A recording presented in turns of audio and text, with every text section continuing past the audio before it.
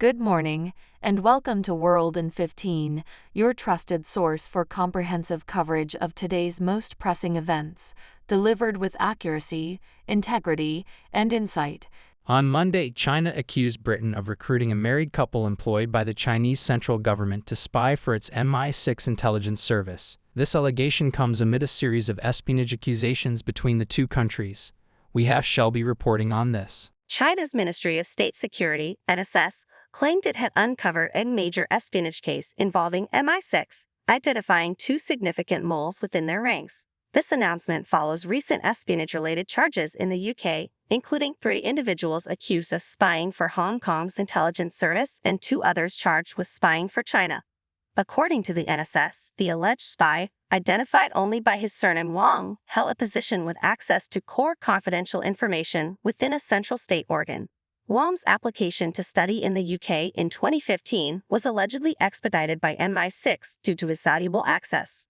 While in Britain, Wang was reportedly groomed by MI6 through meals and tours to understand his character weaknesses and personal interests. The NSS claimed that Wang, driven by a strong desire for money, was lured into a well-paid consulting opportunity by an MI6-linked alumnus. The NSS stated that MI6 started with open research projects and gradually involved Wang in confidential matters, offering payments much higher than typical consulting fees. Despite some wariness, Wang continued to provide services under the lure of large sums of money. Eventually, MI6 personnel proposed that Wang work directly for the British government, promising higher monetary rewards and security guarantees. Wang allegedly accepted and received espionage training before returning to China to gather intelligence. The NSS also alleged that MI6 urged Wang to recruit his wife, who worked at another core government agency, by offering to double the payment. Initially hesitant, both Wang and his wife, surnamed Zhu, eventually agreed to the espionage activities, according to the NSS. This case remains under investigation. The UK's Foreign Office, which handles media inquiries for MI6, has been asked for comment by CNN. Under President Xi Jinping, China's NSS has increased its public profile, regularly announcing the dismantling of foreign spying operations and encouraging Chinese citizens to remain vigilant. The NSS's social media presence on WeChat highlights these efforts, depicting foreign spies as pervasive threats infiltrating various sectors, from mapping apps to weather stations. The ministry has also detailed alleged espionage activities by Western agencies and the recruitment of Chinese nationals abroad. Back to you, John. Thanks for that update. The recent removal of longtime Defense Minister Sergei Shoigu from his post, followed by the arrest of 5 senior staff members, has raised eyebrows and sparked speculation in Vladimir Putin's Russia. The reshuffle coincides with Russia's recent military successes in Ukraine, leading many to question the timing and motives behind the shakeup. We have Antony reporting on this. Analysts suggest that the Defense Ministry, perceived as one of the most corrupt institutions in Russia, is undergoing scrutiny amid allegations of corruption and lavish lifestyles among its senior officials. However, the situation is viewed as a part of a larger and more complex power play orchestrated by Putin. The shadow of Yevgeny Prigozhin, a controversial figure known as Putin's chef, looms over the shakeup. Before his death, Prigozhin openly criticized Shoigu and other top military officials, accusing them of corruption and incompetence. His actions, including a mutiny in Moscow, challenged Putin's authority and led to his downfall. Putin, keen to maintain his authority and public perception, refrained from immediate action in response to Prigozhin's provocations.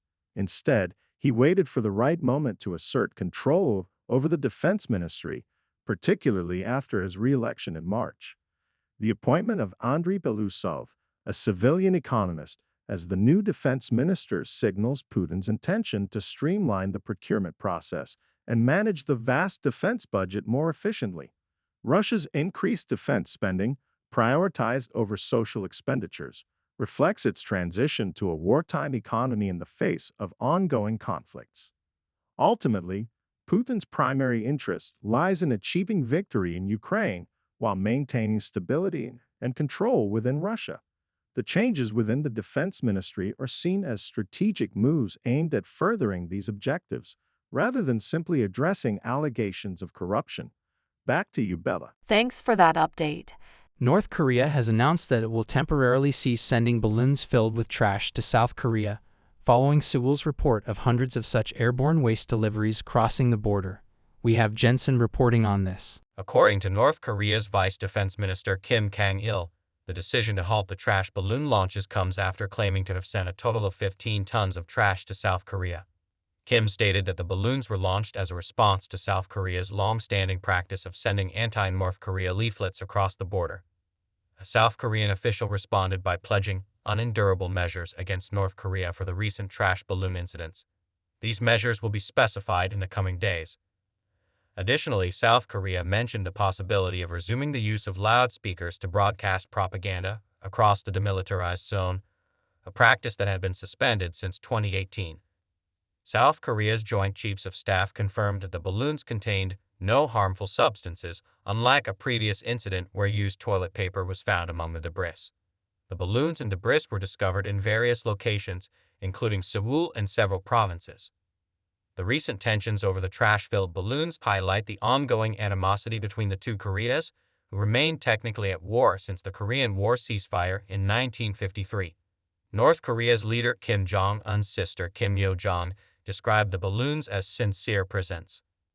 North Korea maintains strict control over information and media, with foreign materials such as movies and books banned.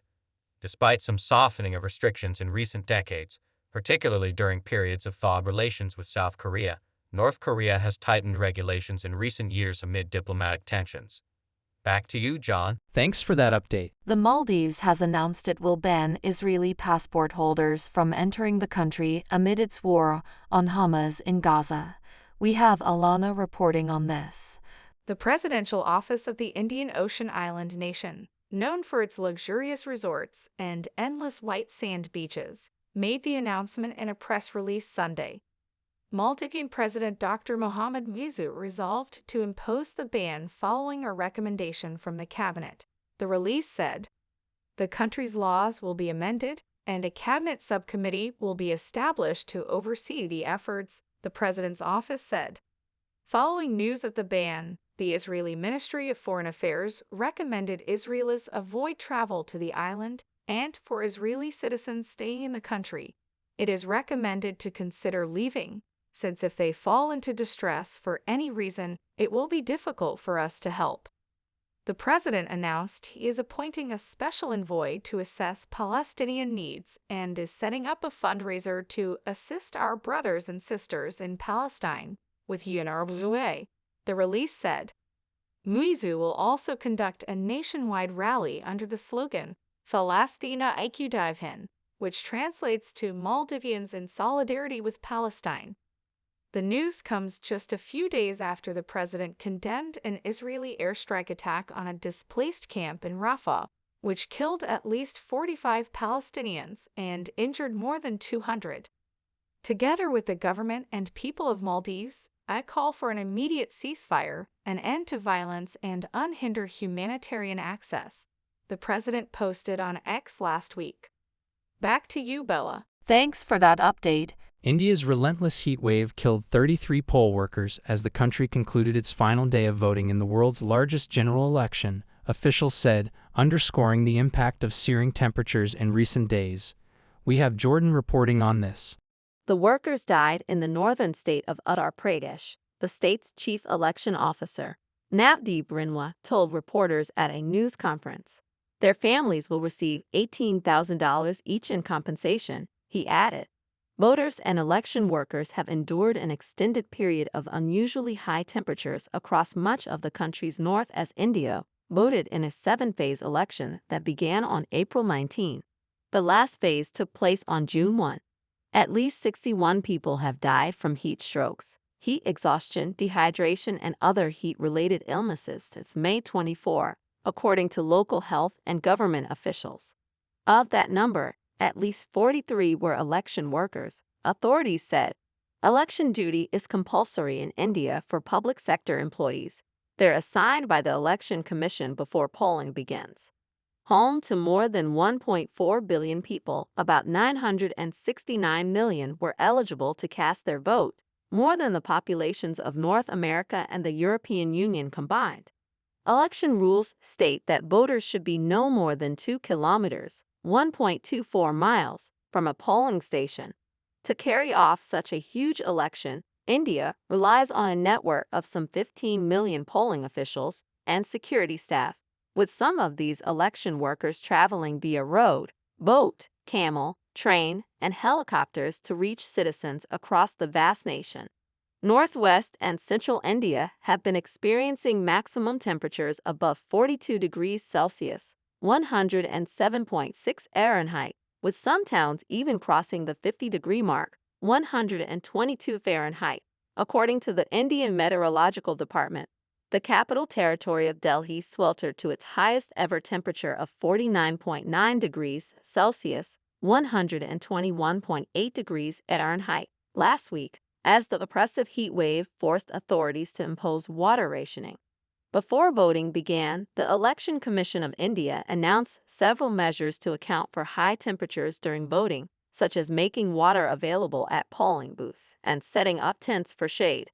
Heat wave conditions over northwest, central, and east India are likely to continue with reduced intensity during next 3 days, the Indian Meteorological Department said on Sunday.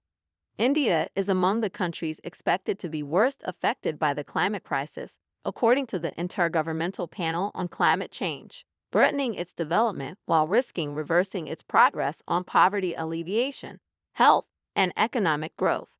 The country often experiences heat waves during the summer months of May and June, but in recent years they have arrived earlier and become more prolonged. Experts say the climate crisis is only going to cause more frequent and longer heat waves in the future, testing India's ability to adapt. Back to you, John. Thanks for that update. Former President Donald Trump said he is okay with serving potential jail time or being under house arrest following his historic conviction on 34 felony counts of falsifying business records. We have Ava reporting on this. I'm okay with it, Trump told Fox News in an interview that aired Sunday when asked about the potential punishments. I saw one of my lawyers the other day on television saying, "Oh no, you don't want to do that to the president." I said, "You don't beg for anything." But Trump added, "I don't think the public would stand it. I'm not sure the public would stand for it. I think it would be tough for the public to take, at a certain point, there's a breaking point," Trump said. His comments come just days after a Manhattan jury found Trump guilty of all charges in his hush money trial, making him the first former president to be found guilty of a felony and the first major party presidential nominee to be convicted of a crime in the midst of a campaign for the White House. Judge Gwen Merchan set Trump's sentencing for 10 a.m. ET on July 11.